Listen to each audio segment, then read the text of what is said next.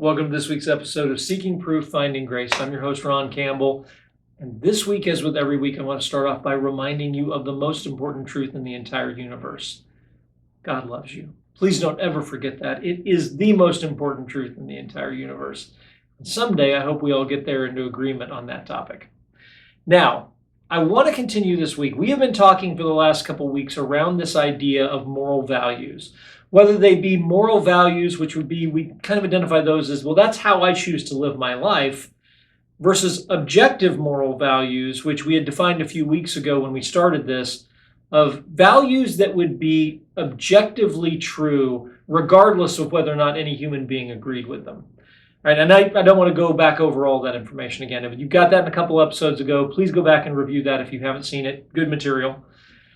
What I want to talk about tonight, last week we had continued on and we had talked about this idea of, well, if we follow a neo-Darwinian path, if we follow through and we look at natural selection and evolution, where did that take us along this path of moral values?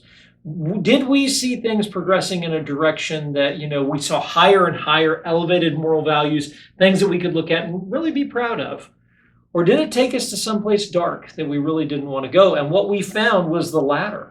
Especially looking at, even Charles Darwin recognized in some of his latter works after The Origin of Species that natural selection followed to its ultimate conclusion takes us to some really bad places. And you tell he wasn't comfortable with that necessarily, but he also didn't back away from it. And so you had some real issues there and some tension that we talked about last time. We also quoted a lot from C.S. Lewis in looking at this, that Lewis recognized that even if you identified down to two maybe evolutionary instincts, one that might be our herd instinct and one that might be an instinct for self-preservation, that there was a third thing, and that third thing helped judge between the other two. And so what Lewis pointed us to was that third thing could not be either one of the first two. It had to be something else, and that something else was pointing to something higher than just natural selection. Tonight, we're going to take a look, as we look at this episode, what we're going to try to do is to look at the question of, well, what about just arriving at a consensus? Is a consensus okay? And this is going to take a couple of episodes to get through. What we're going to do, we're going to quote from our old friend Richard Dawkins. I quote a lot from Dawkins. Dawkins' work in the God Delusion tends to be quoted a great deal in popular culture. I've had friends who disagree with me on these topics who have quoted Dawkins back to me. And so we're going to stick with Dawkins on a lot of these things. I think he's representative of a lot of the ideals that come through atheism or naturalism, whatever you want to call it. And Dawkins, to his credit, will stubbornly stick with where some of these things go, even if it's a really uncomfortable thing to say. Dawkins will at times say it. He has no trouble throwing uncomfortable things on the table at times, as you may recall. So when we look at what Dawkins puts out there, that's why I like to quote from him. And one of the things I want to quote from tonight is this idea of, he quotes in the God Delusion of the 10 naturalistic commandments. And these are just ideas that we could design a 10 commandments based off of something other than God. So could we take the 10 commandments and remove God from them, and what would that look like?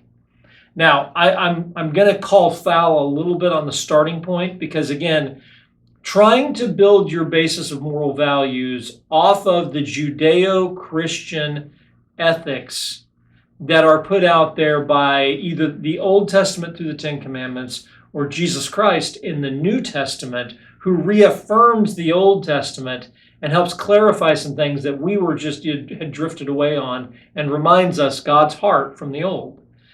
When we look at that, if you build your foundation off of that, you have kind of cheated a bit, because you've taken quite the dramatic starting point by taking what was taught in the Bible and then just trying to remove God from it. So I do have a little bit of issue even starting this way, because I think it gives maybe an unfair advantage to steal from Christianity, you might say, taking a phrase from Frank Turek and cross-examine. But I do think you're maybe guilty a little bit there of stealing from Christianity and even beginning this. But that's, beside the point. We're going to go down that path a little bit tonight, and we're going to look at just a couple of these and ask the question, well, does this work? Can you take God out of the 10 commandments and have them actually work and be effective. So that's what we're going to look at tonight. Dawkins is quoting from a website, Pathos, and you'll find the description. You'll find the website link in the description of the show notes. So if you have any questions, want to see it, I'll have that out there for you. But let's kind of jump in and look at these and ask the question, could we build just as good or better of a moral foundation, of a set of moral values, if we took God out of it? If we took objective moral values and removed God from it, where does that take us? So let's jump in and take a look. Number one, this is the first one I want to look at tonight. Do not do to others what you would not want them to do to you. So it's kind of the golden rule, but it's maybe coming at it from a different angle. The different angle we're going to find here is going to be really, really important, and it's a huge difference. But let's break this down a little bit. Do not do to others what you would not want them to do to you. So if I look at other people and I recognize, well, I don't want them to do these things to me, so I'm going to take those things off the table and I won't do them to them. Can we build a culture? Can we build a society off of that rule? Basically, it's letting my own self-interest drive this bus and as far as it's going to go. And I'm looking at everyone saying, I don't want this done to me, so I'm not going to do that to other people. The first thing I hope you notice is it's a tremendous step backwards from the other, from what Jesus actually commanded us to do. Let me just go down that path for a minute. John 13:34, Jesus says, a new commandment I give to you, that you love one another as I have loved you, that you also love one another. I just want to pause for a second before I quote the next one. How did Jesus love the disciples that he was giving that commandment to, which ultimately is a commandment that we recognize is given to us as Christians? How did he love them? You know, it's interesting. This quote from John 13:34 is given at the Last Supper. And he's explaining to them over the course of the Last Supper how he's going to be arrested that night. He's going to be tried, and then he's going to lay down his life for all of us. He is going to make the ultimate sacrifice to pay the price for our sins on the cross. And he knows going in what's about to happen to the disciples, that many of them are going to pay the ultimate price for spreading the gospel message, for spreading his message. You know, if you only take like Peter, for example, who will be crucified upside down, or Paul's not there, but Paul, one of the other disciples who will come into the picture here shortly, beheaded. If you go down the list of the disciples and what happened to them, Thomas, who was, tradition holds that he was run through with a spear. If you look at what happened to some of the disciples, not all of them, they didn't all die martyr's death. But when you look at the disciples, the price they paid was tremendous, but it pales in comparison to the price that Jesus paid for us. So think about what he said. A new commandment I give to you, that you love one another as I have loved you. That's quite a commandment. And if I jump back into Matthew 5:43-44, this is on the Sermon on the Mount. Jesus says, you have heard that it was said, you shall love your neighbor and hate your enemy. But I say to you, love your enemies, bless those who curse you, do good to those who hate you, and pray for those who spitefully use you. Now, some of you may be out there saying, now wait a minute, Christians don't always do that. That's true. There's no question. We don't always live up to the teachings of what Jesus taught. But that's not Jesus' fault, and that doesn't lessen the teaching. That's our fault for not following through and being good students of it. But I want you to hear the difference between that message and the first commandment that we have from the naturalist selection. You have heard that it was said, you shall love your neighbor and hate your enemy. But I say to you, love your enemies. Bless those who curse you, do good to those who hate you, and pray for those who spitefully use you. That is such a dramatic step higher than the alternative that we were given, which is do not do to others what you would not want them to do to you. The difference there is enormous. So I want to start with that, because what we're being asked is, what we're being asked to believe is that we could build a set of moral values without God. What we tend to forget sometimes is the world that existed 2,000 years ago during Roman rule was brutal and bloody, and life was cheap, like nothing that we can imagine. And the reason we can't imagine it is because those words that I quoted to you from Scripture broke the Roman Empire. The Christianity would ultimately be the great downfall of the Roman Empire. Winston Churchill, in his book, in his series, History of the English-Speaking Peoples, walks through that, how Rome ultimately was incompatible with Christianity, and it was Christianity that would ultimately weaken Rome from within. When you look at what has happened to our world, and it's not to say that Christianity that there have never been bad actors in the name of Christianity over the years. We all know about what happened during some of the Crusades and during some of the other persecutions that went on in Europe during the Middle Ages and things like that, under the name of Christianity, that did some very non-Christian things. I'm not suggesting that didn't happen. Of course it did. But again, that has nothing to do with the message that they weren't following while they were doing those things. The message of Christianity is what changed the world. And it changed the world so much that we can't even begin to imagine what things were like. So when we look back across time, the question that we're really asking is, could we have achieved a similar result with the commandment of do not do to others what you would not want them to do to you, as we have achieved with the result of a new commandment I give to you, that you love one another as I have loved you? Now, my contention would be no, you can't remotely get the same effect. And let me point out a couple of reasons why I think that is. Number one, the problem that we have with making this my standard should be very apparent. It's my standard. My standard is going to be different to my neighbors and everybody else. So you don't have a single standard that's been given that we're all expected to achieve. You have an individual floating standard that's not even consistent for me. And let me kind of give you an example of what I mean by that. I can remember when I was in college, my dad would say things, and I would kind of look at him and think, my goodness, you're kind of being a bitter old man. And I was always kind of amazed at the things my dad would say. And I kind of looked at him and like, where do you get that from? My goodness, Dad, have some optimism. What are you doing? You know, it's amazing. Now that I'm on the north side of 50 years old, I have a very different perspective on those things that my dad said to me. I am not a know-it-all 20-year-old college kid anymore like I was back then. Not saying all college kids are know-it-alls, but when I was 20 years old, I probably thought I did.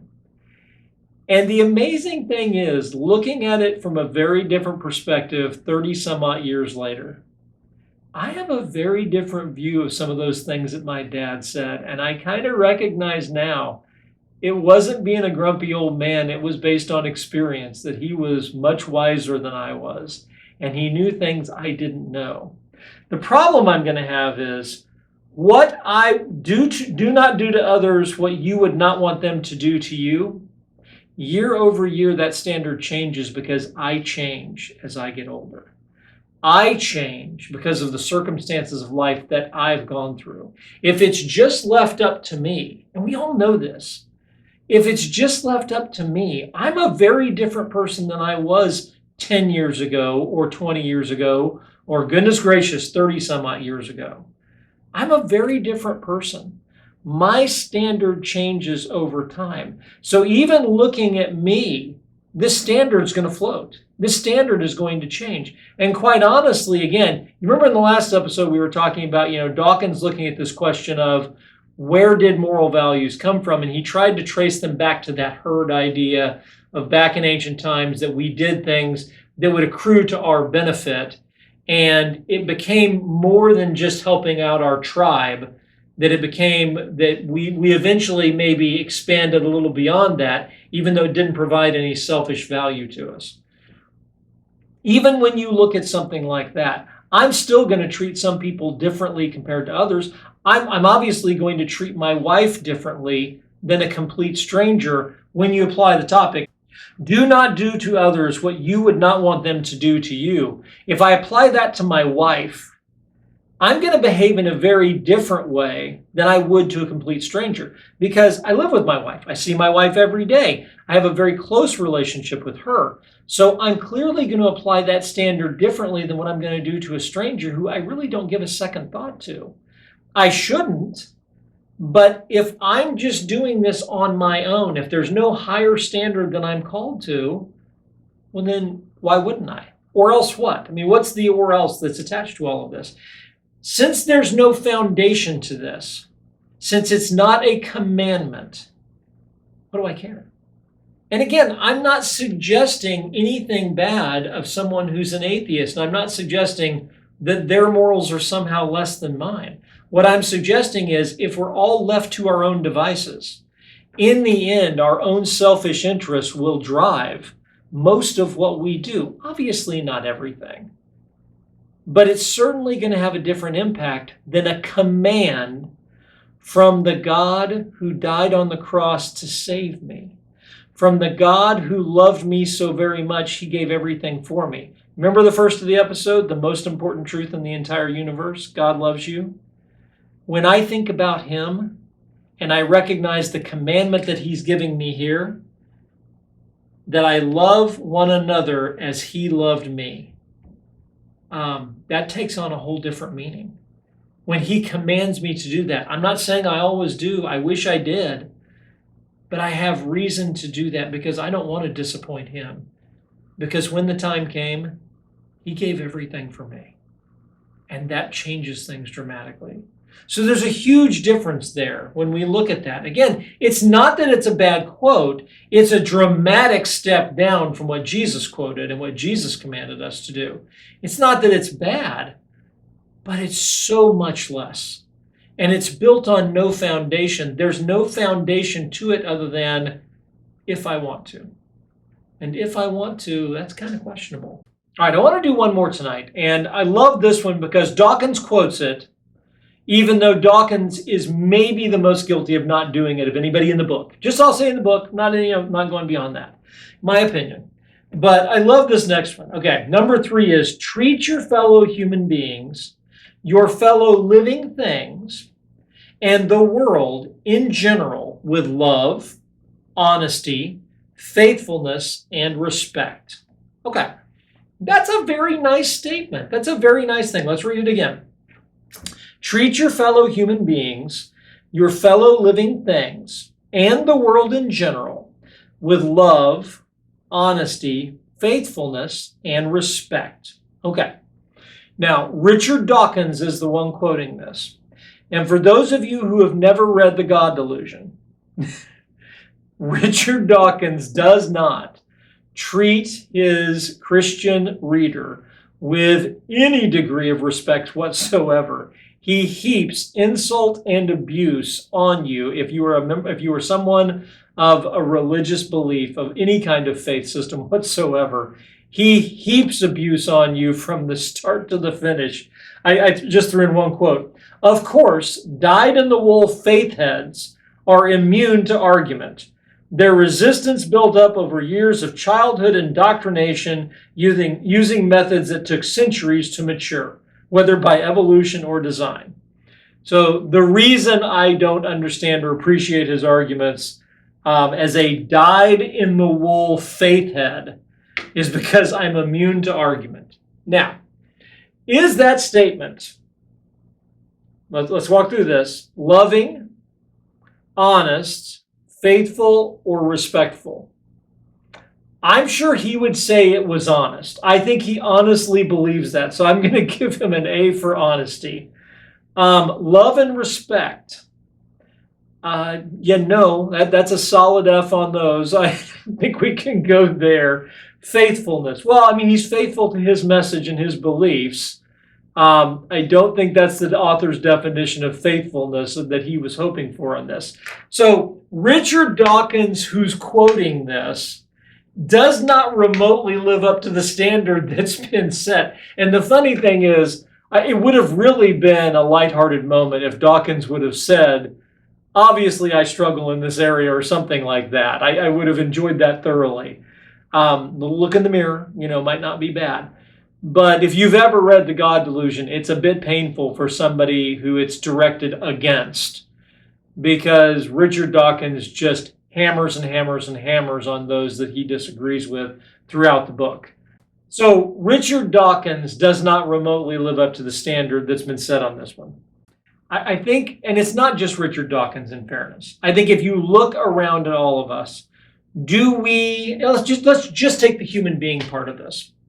Do we treat our fellow human beings with love, honesty, faithfulness, and respect? Let me expand on that a little bit. The ones that we disagree with. When I look at the news, I see a whole lot of that not happening. And unfortunately, it's only getting worse in the world we live in. I wish that wasn't the case. But do we live up to this standard even remotely? The answer is no. We don't. We simply don't. We should, and we don't. And I think this is going to get down to the crux of the issue. Why? If left to our own, and we can develop through a consensus moral values that are superior or equal to the objective moral values that we find, let's say, within Christianity.